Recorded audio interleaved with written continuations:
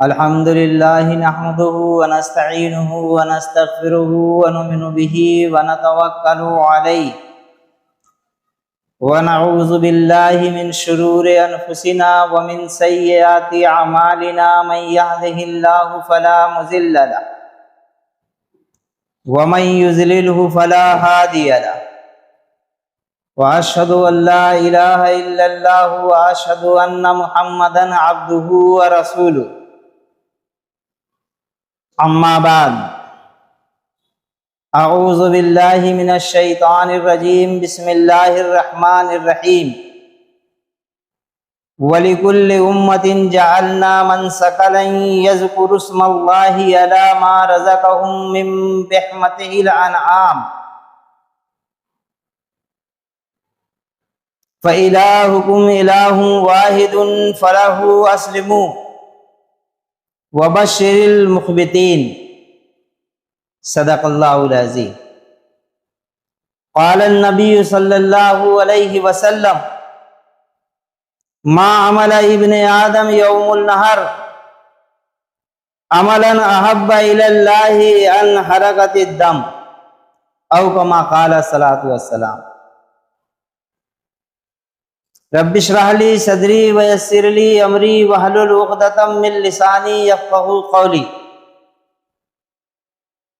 محترم بزرگ حضرات اور نوجوان بھائیوں، السلام علیکم ورحمۃ اللہ وبرکاتہ.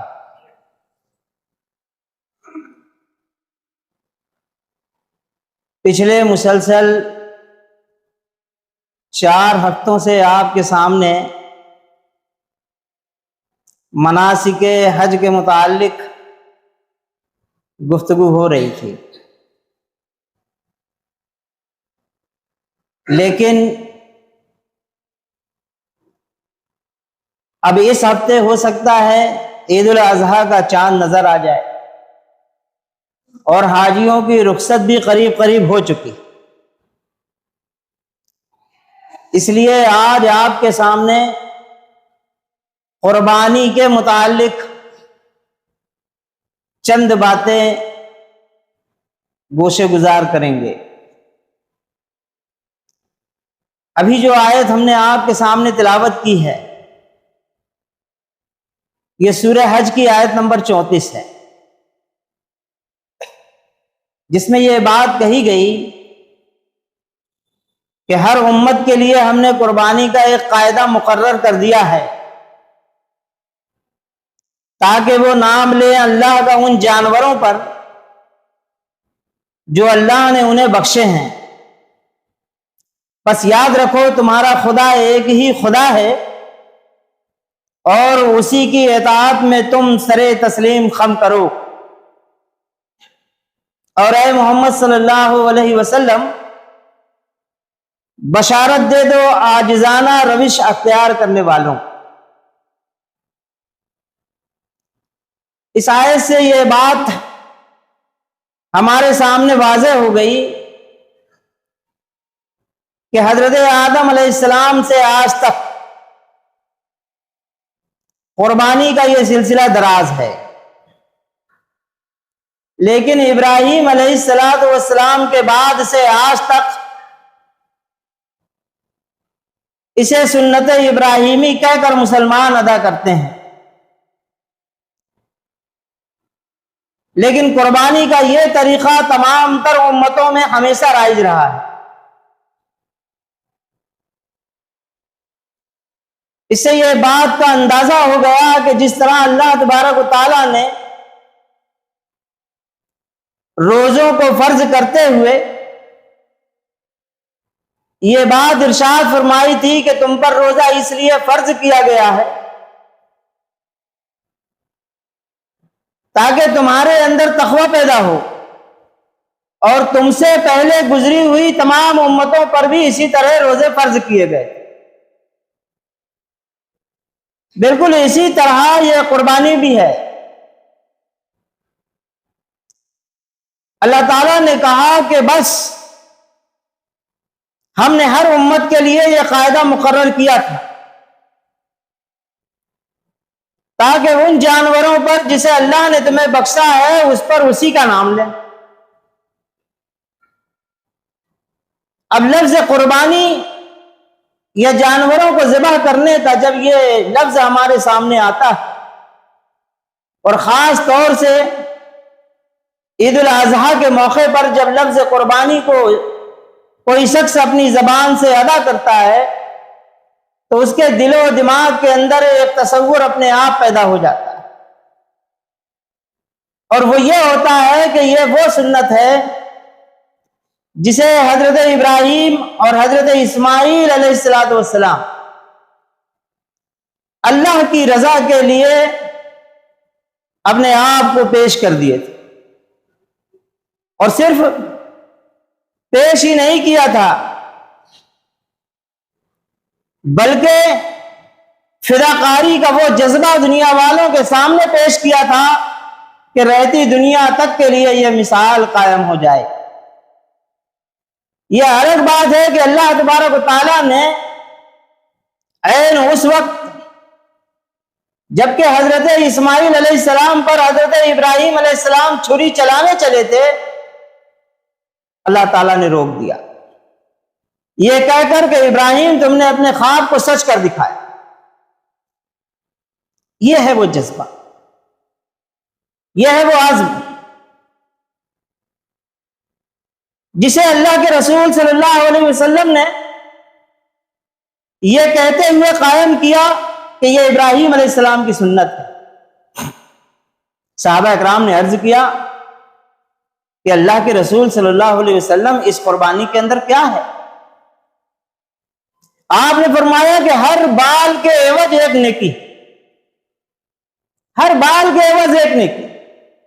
ایک دوسرے صحابی تھے، کھڑے ہو گئے، اللہ کے رسول صلی اللہ علیہ وسلم ہمارے پاس تو اون والے جانور ہوا کرتے ہیں جس میں اون ہوتا ہے، اور اون کے ایک بال میں ہزاروں روئیں ہوتے ہیں، کیا اس پر بھی نیکیاں ہیں؟ حضور نے فرمایا اون کے ہر بال کے ہر روئیں کے اوپر نیکی۔ اندازہ لگائیں۔ پھر وہ حدیث جو ہم نے آپ کے سامنے ابھی تلاوت کی، آپ صلی اللہ علیہ وسلم نے ارشاد فرمایا ابن آدم کا کوئی عمل یوم النہر کے روز اللہ کو اس سے زیادہ پسند ہی نہیں ہے کہ خون بہائے، یعنی قربانی کے دن اللہ تبارک و تعالیٰ کو کوئی نیکی اس سے زیادہ عزیز نہیں ہے کہ خون بہایا جائے اس کے نام۔ یہی وہ جذبہ ہے جسے شیاطین اور ان کے اعلی کار امت مسلمہ کے دل سے خروش کر نکال لینا چاہیے۔ اسی لیے دنیا کے اندر یہ ماحول بنایا جاتا ہے، اور کم فہم مسلمانوں کو سمجھانے کے لیے انہی کے اندر سے باطل کے اعلی کار اٹھائے جاتے ہیں، جو ہمیں عجیب عجیب طرح سے یہ بات سمجھانے کی کوشش کرتے ہیں کہ ذرا دیکھو یہ لاکھوں لاکھ مسلمان بلکہ کروڑاں مسلمان بیک وقت اتنے جانوروں کو ذبح کر ڈالتے ہیں۔ اس کو کیلکولیٹ کرو کہ اگر فی قربانی اتنی رقم ہوئی تو اتنے کروڑ لوگوں نے قربانی کی، جس کی اتنی رقم تم لوگوں نے ضائع کر دی۔ کاش اس کو کسی فلاحی کام میں، کسی فلاحی ادارے میں، کسی کالج اور اسکول اور ہسپتال کھولنے میں خرچ کرتے، کوئی تجارتی بینک کھولتے۔ اس طرح سمجھا کر کے وہ چاہتے ہیں کہ بس یا تو چند لوگ اس قربانی کو ادا کریں یا قربانی کے اوپر خرچ ہونے والی رقم کو ان اداروں کے نام پر چندہ دے، یہ کہتے ہیں، اور اس کے لیے چیخ و پکار مچائی جا رہی ہے۔ ابھی اس زمانے میں ہمارے اندر جو باطل کے اعلی کار ہیں، خاص طور سے وہ جو منکرین حدیث ہیں، جن کو ہم قادیانی کے نام سے جانتے ہیں، وہ سرگرم ہیں ایسی پوسٹیں آ رہی ہیں، یوٹیوب پر اس طرح کی باتیں کی جا رہی ہیں کہ کیا ضرورت ہے ایسی قربانیاں اور اس قدر زیادہ قربانیاں کرنے کی۔ آپ اندازہ لگائیں کہ اگر آج یہ باتیں تسلیم کر لی جائیں اور اسے نہ روکا جائے تو کل کوئی دوسرا کھڑا ہو جائے گا اور پھر وہ یہ کہے گا کہ صاحب حج پر جانے والے لوگ جو 40-50 لاکھ کی تعداد میں جاتے ہیں، سال بھر عمرہ کرنے والے لوگ جو کروڑوں کی تعداد میں وہاں پہنچتے ہیں، چند مقامات کی زیارت کے لیے اس قدر زیادہ رقم خرچ کرنے کی کیا ضرورت ہے؟ اس کو بھی تجارتی بینکوں میں، فلاحی اداروں میں، اسکولوں اور کالج بنانے اور ہسپتال بنانے میں خرچ کیا۔ پھر یہ بات یہی نہیں رکے گی، کوئی تیسرا اعلی کار بن کر کھڑا ہو جائے گا اور پھر وہ یہ کہے گا کہ یہ کروڑوں مسلمان دن میں 5 وقت کی نماز پڑھتے ہیں، ایک وقت میں ان کا تقریباً آدھا گھنٹہ خرچ ہو جاتا ہے، پھر نماز کے جاتے اور آتے وقت ملا کر ہر نماز میں 1 گھنٹہ ضائع ہو جاتا ہے، 5 نمازوں میں 5 گھنٹے تمہارے ضائع ہو جاتے ہیں۔ اگر ان سے بچا لیا جائے اور نماز کی پابندی کو ختم کر دیا جائے تو تمہارا کاروبار دن دونی اور رات چوگنی ترقی کرے۔ یہ سمجھانے کے لیے کھڑے ہو جائیں گے، اور اس کے اثرات تو ہمارے سماج پر، ہماری قوم پر، ہماری ملت پر پڑے ہوئے ہیں۔ کتنے لوگوں کے زبان سے یہ باتیں سنی جاتی ہیں کہ بہت زیادہ نماز روزہ کرنے کی ضرورت نہیں ہے، چلو کام دھام دیکھو۔ یہ ہمارے باپ ہمارے بچوں سے کہتے ہیں۔ یہ کون سی ذہنیت ہے، کہاں سے لائی جا رہی ہے؟ پھر یہ معاملہ یہی نہیں رکے گا، ہر وہ چیز جو اللہ تبارک و تعالیٰ کے نام پر خرچ کی جائے گی، ان تمام تر چیزوں کے مقابلے میں ایک توضیح کر دی جائے۔ لیکن ذرا ایک دوسرا رخ بھی تو دیکھ لیں۔ مسلمانوں کو سوچنا چاہیے کہ کیا جو یہ باتیں کہہ رہے ہیں وہ صحیح ہے یا سازش ہے، اور یہ سازش ہے تو کس حد تک ہے، اور ان سازشوں کو کرنے والے کیسی گہرائیوں میں اترے ہوئے ہیں، اور جہاں سے یہ سازشیں چل رہی ہیں ان کا مقصد کیا ہے، اور ہمیں ہمارے ان تمام تر شاعر اللہ سے ہٹا کر ان کو کیا مقصد حاصل کرنا چاہتے۔ اگر آپ ان ساری چیزوں کو نہیں سمجھیں گے تو ان کی باتوں کا جواب بھی آپ نہیں لا سکتے۔ جبکہ دنیا کے اندر ہم دیکھ رہے ہیں کہ کروڑوں انسانوں کا آج جو بڑا بزنس بنا ہوا ہے وہ جانوروں کی پرورش ہے۔ بڑے بڑے اس کے ڈپو ہیں، ایک بڑا کاروبار ہے جس میں لاکھوں انسان اس کاروبار سے جڑے ہوئے ہیں، بلکہ دنیا کے کئی ملک ایسے ہیں جن کی پوری معیشت کا دار و مدار ہی انہی جانوروں کے کاروبار پر ہے۔ خود ہمارے ملک کے اندر کروڑوں کسانوں کا کاروبار اور ایک بڑی رقم انہیں قربانی کے موقعوں پر جانوروں کے ذریعے سے ملا کرتی ہے، جس پر ان کی زندگی کا گزر بسر ہے۔ پھر صرف یہیں تک نہیں ہے، بلکہ اس جانوروں کی کھالوں سے کروڑوں غریب اور مسکین بڑے بڑے فائدے حاصل کرتے ہیں۔ پھر ان کے ہڈیوں اور کھروں اور سینگوں کے ذریعے سے لاکھوں کروڑوں انسان کو کاروبار ملتا ہے۔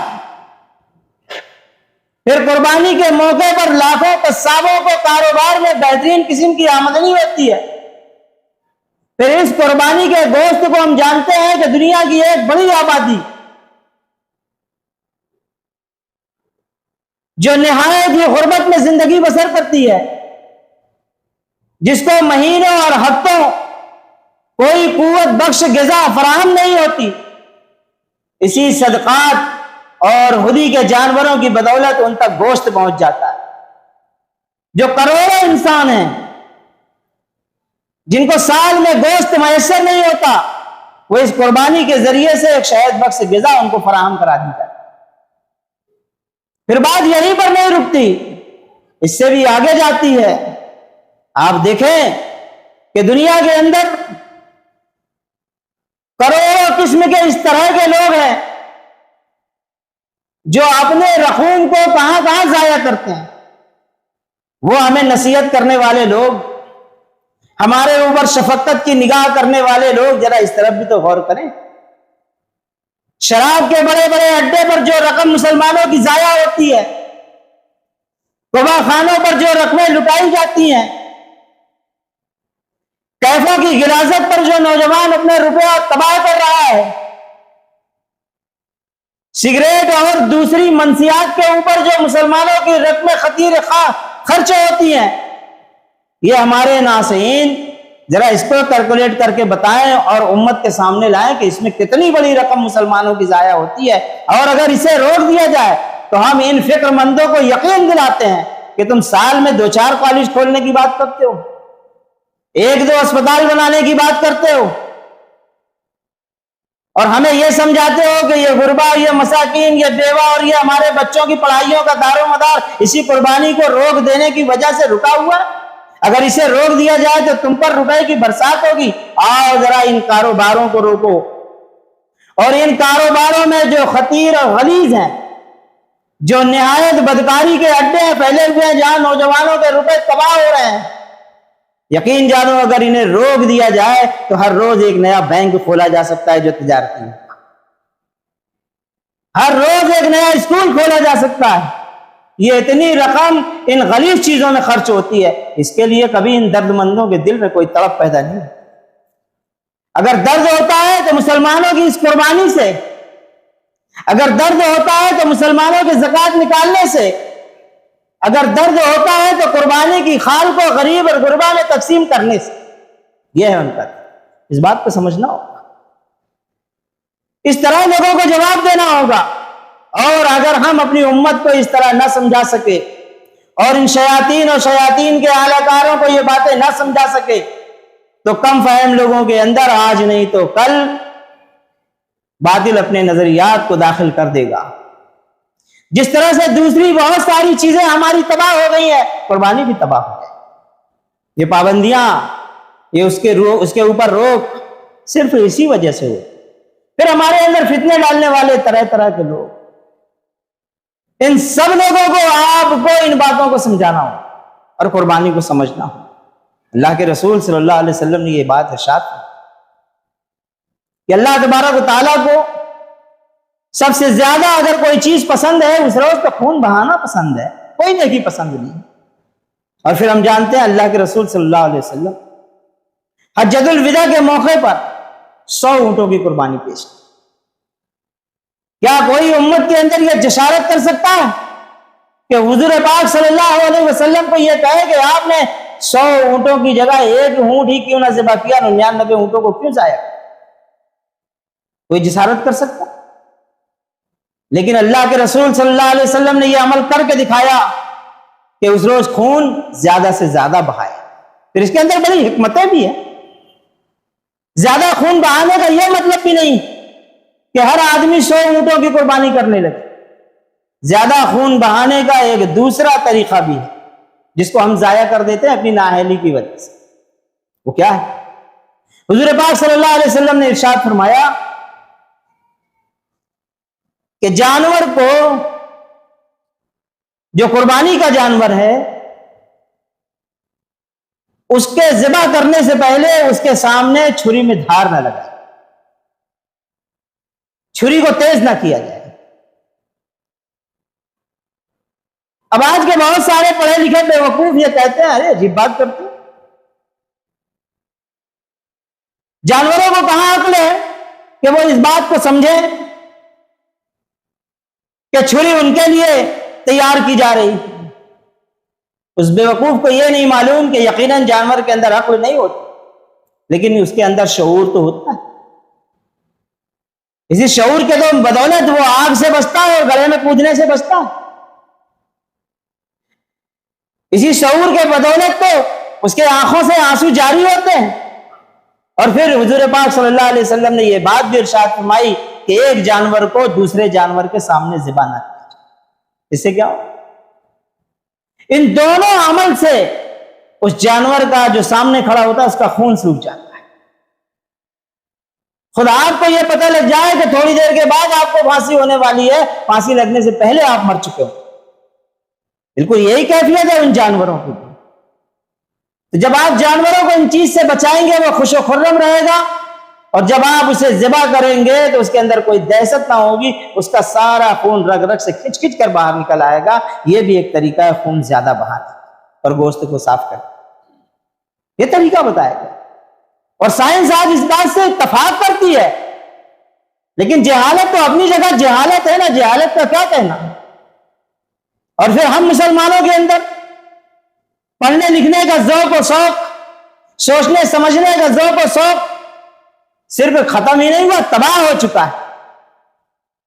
اگر ہم لوگ اللہ اور اس کے رسول کی کتابوں سے جڑے رہتے، ان کے فرامین سے جڑے رہتے، تو ہمارا یہ حال تھوڑی ہوتا کہ ہر باطل کوئی بھی نظریہ لے کر آتا اور ہمارے اندر ڈال دیتا اور ہم اسی کو اسلام سمجھ کر اپنے اوپر ہول لیتے. یہ ساری چیزیں ہم نے کی اور ہم نے ہر ایک چیز کو دھیرے دھیرے کر کے بھلا دیا. پھر حضور پاک صلی اللہ علیہ وسلم نے یہ فرمایا کہ قربانی کی کوئی چیز ضائع نہیں، ہر ایک چیز اس کے نامہ اعمال میں رکھی جائے گی. اب ہم سمجھتے ہیں کہ اس کی سینگ ضائع ہو گئی، اس کی اوجڑی کو ضائع کر دیا، اس کے بال اور چمڑے ضائع ہو گئے، اس کے خور ضائع ہو گئے. یہ ضائع نہیں، بلکہ ان سب کو بھی سمیٹ کر اللہ تبارک و تعالیٰ نامہ اعمال میں رکھ دے گا. قربانی کی یہ نہیں. اسی لیے تو حضور پاک صلی اللہ علیہ وسلم نے کہا کہ اگر تمہیں استطاعت نہیں ہے تو بھی تم حاجیوں کی مسابقت کرو. اللہ تعالیٰ نے تمہیں اگر اس قابل نہیں بنایا ہے کہ تم قربانی دے سکو تو ان کی مشابہت کو اختیار کرو. ان کی مشابہت کیا ہے؟ ان کی مشابہت یہ ہے کہ تم احرام تو نہیں باندھے ہو، لیکن احرام کے بعد جو ان پر پابندیاں ہوتی ہیں ان پابندیوں پر تو گامزن رہ سکتے، گالی گلوچ لڑائی جھگڑے اور دوسرے فساد سے دور رہ سکتے ہو، برائیوں اور غیبت سے بچ سکتے ہو. یہ عمل تو کرو.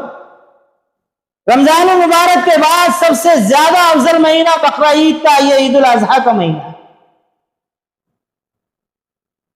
اور رمضان المبارک کی وہ 10 راتیں اور 10 دن جسے ہم آخری اسرہ کہتے ہیں، اس عصرے کے بعد عید الاضحیٰ کا یہ پہلا اسرہ سب سے زیادہ مبارک اسرہ. وہاں پر اللہ تبارک و تعالیٰ نے ہمیں شب قدر دی جو 1000 مہینوں سے افضل ہے، اور یہاں پر ہمیں یوم العرفہ دیا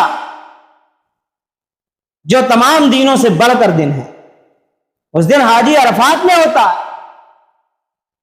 اللہ کے رسول صلی اللہ علیہ وسلم اس روز روزہ رکھتے تھے،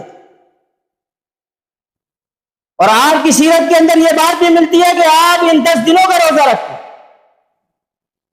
اما حضرت عائشہ رضی اللہ تعالی عنہ کو تو غصی آ جاتی تھی، پھر بھی روزہ رکھتی اور کہتی تھی کہ یہ میرے نبی کا فرمان ہے.